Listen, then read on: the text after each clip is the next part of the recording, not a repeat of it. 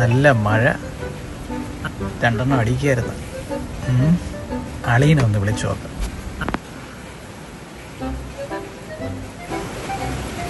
അറിയാ എവിടെയാണ്? രാവിലെ നല്ല മഴയാണ്, 2 അടിച്ചാലേ. ഞാൻ ദാ എത്തി. അളയെ കുപ്പിയെല്ലാം സെറ്റ് ചെയ്തു.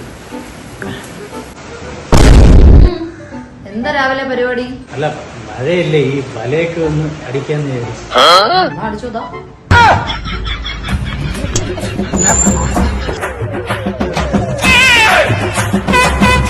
A few moments later.